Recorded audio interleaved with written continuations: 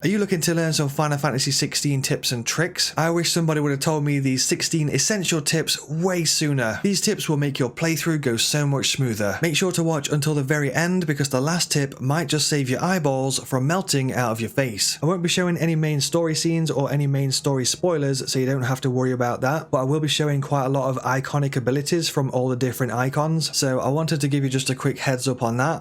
You can actually equip any iconic ability into any icon. For example, you could use a Phoenix ability equipped to Ramu, or a Ramu ability equipped into Garuda. With the iconic abilities, they will essentially go from learned to upgraded to mastered. And if you master an iconic ability, you can then equip it into another icon. However, it's not worth mastering an ability until you've got at least 4 icons unlocked, because mastering an ability doesn't actually upgrade that ability's attack in any way. It just allows it to be equipped into another icon. So until you've unlocked more icons later in your playthrough, hold off on mastering an ability and use your points on something else instead. For example, putting more of your abilities to the upgraded status. It's also worth mentioning that this doesn't apply to iconic feats. Not those kind of iconic feat. Mastering an iconic feat will actually improve what it does. So you've got iconic feats and iconic abilities. The iconic feat is kind of like the base feat of that icon. For example, for the Phoenix, the iconic feat would be the Phoenix Shift, and then the rest of the Phoenix stuff would be the Phoenix iconic abilities. So keep this stuff in mind when you're playing around with your different icons and your iconic abilities.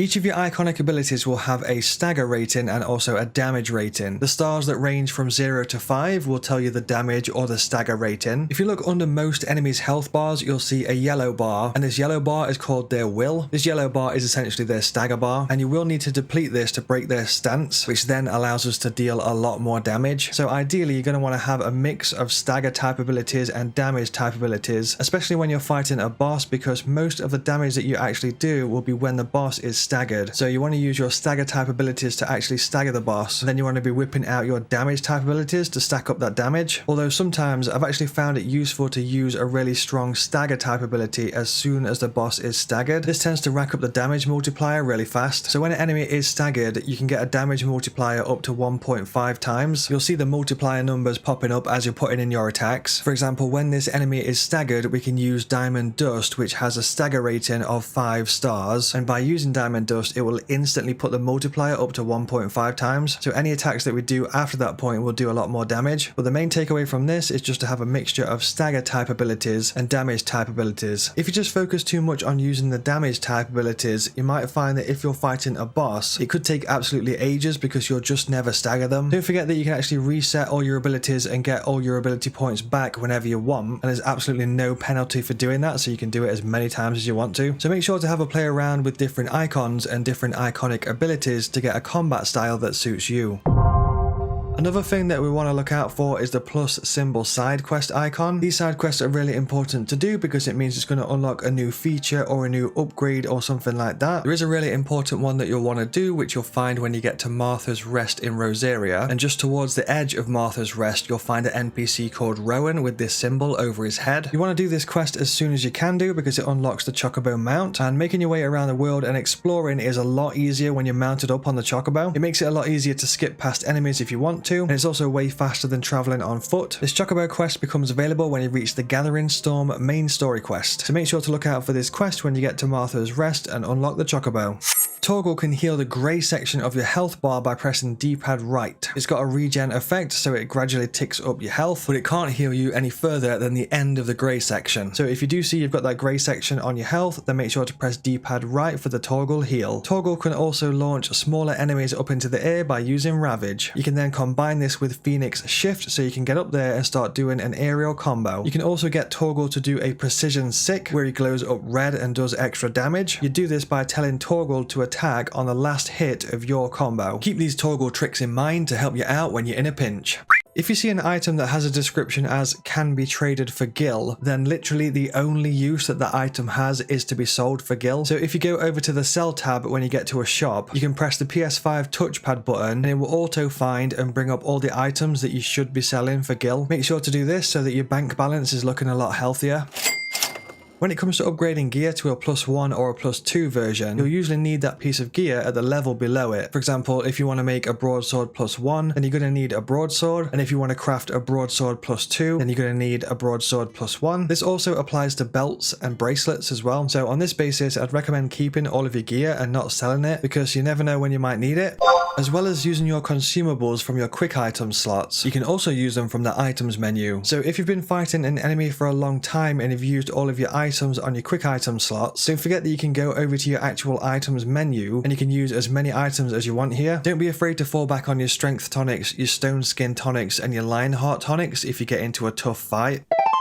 Speaking of consumable items, you can actually increase the amount of consumable items that you can carry, as well as their potency. In the hideout, you want to look for a quest called Weird Science. It's one of those quests that has the icon with the plus symbol on it. By doing the Weird Science quest and the Even Weirder Science quest, you can increase the amount of consumable items that you can carry. I believe that the Weird Science side quest becomes available as soon as you complete the main quest called Letting Off Steam 3. You'll also want to look for a quest called The Root of the Problem. This one is given to you by Nigel the Botanist. By doing this quest, it will increase the potency of your consumable items. Potions will heal you for more health, and your tonics will last longer. And then the same NPC that gave you the Root of the Problem side quest will give you a second one, which is called Please Sir, Can I Have Some Marble? And again, by doing this one, it's going to increase the potency of your consumable items once again. So make sure to keep your eyes peeled for these side quests in the hideout and complete them as soon as you can do. The extra potions can come in really handy, especially in long boss fights.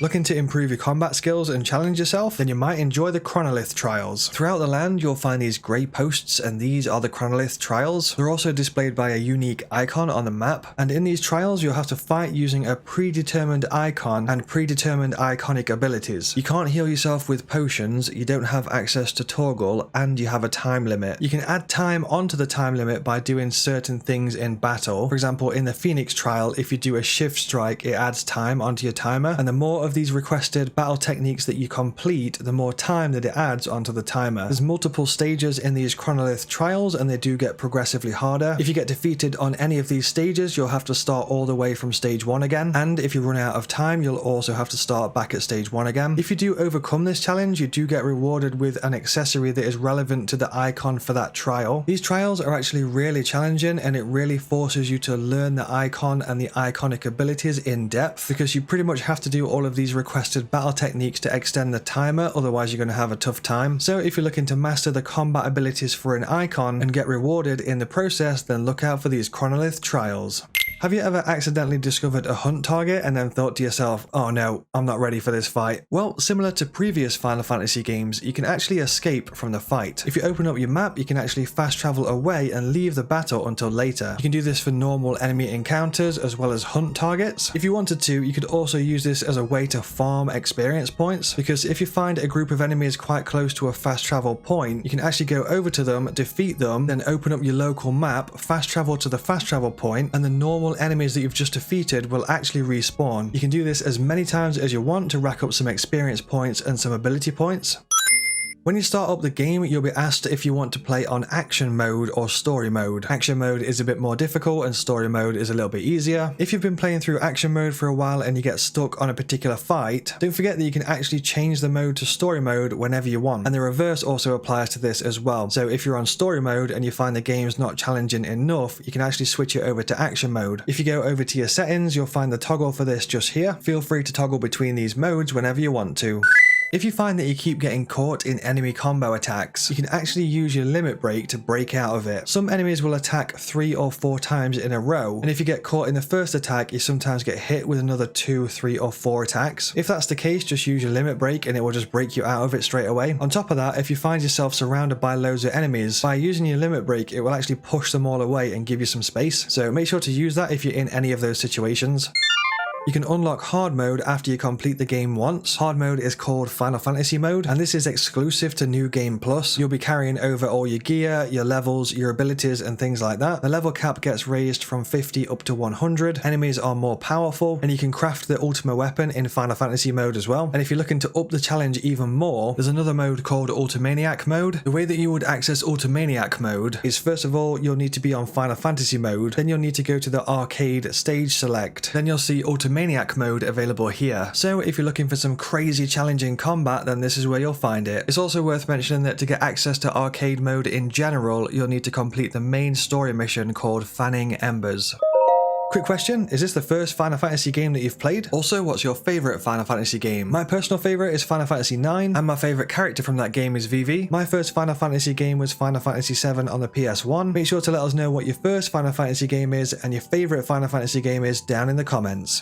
Make sure to equip or unequip your timely accessories depending on how you want your combat to play out. In Final Fantasy XVI, you'll be given the option to use these timely accessories, and you'll automatically start the game with these in your inventory. You've got the Ring of Timely Strikes. Equipping this will make Clive do some crazy combos and abilities just by pressing attack. You've got the Ring of Timely Evasion. Equipping this will make Clive auto-evade attacks, as long as that attack is evadable. You've got the Ring of Timely Focus. This one slows down time just before Clive is about to be attacked, and it'll give you a split second to press dodge so you can evade. You've got the Ring of Timely Healing. This one will make Clive automatically use a potion when his health drops below a certain point. And you've also got the Ring of Timely Assistance. This one makes Torgal auto use his abilities. It's worth mentioning that if you equip the Ring of Timely Strikes, you will actually get the benefits of the Ring of Timely Assistance included in that one. So make sure to equip or unequip these depending on your combat playstyle. On my first playthrough, a lot of the time I completely forgot to use Torgal's abilities. So Torgal was kind of just like stood there doing nothing for most of the game. On that basis, it might be worth equipping the Ring of Timely Assistance if you don't use Torgal's abilities all that often, but ultimately the choice is up to you. So make sure to equip or unequip these timely accessories depending on how you want your combat to be. There is a way that you can increase your experience points, ability points, and gil gained. After you complete the main story mission called Sid the Outlaw, if you go over to Karen's shop, you'll find 3 new accessories for sale. One will increase your experience points gained by 15%, one will increase your ability points gained by 20%, and the other one will increase your gil earned by 35%. So if you want to be racking these things up, as soon as you've completed the main quest called Sid the Outlaw, make sure to head on over to Karen's shop, then buy and equip these 3 accessories. There's a couple of camera and display settings that we should change to stop our eyeballs melting out of our face. We've got the target follow option. If you go to camera settings, then target follow, turn this one on. I tend to find that this keeps the enemies within the camera's view a little bit better. And in combination with this, if you press R3, it will actually switch between targets. And by having target follow on, it kind of just makes the camera flow a little bit better. Also, you'll notice that when you turn your camera around, it looks like a bit of a blurry mess. This is the one that really makes my eyeballs explode. By default, Final Fantasy XVI's motion blur setting is turned up to maximum, and that's not good. We need to turn that off. So to do that, we want to go to settings, then graphic settings, and turn the motion blur slider all the way down to 0. Now you can play through the game without your eyeballs melting out your face.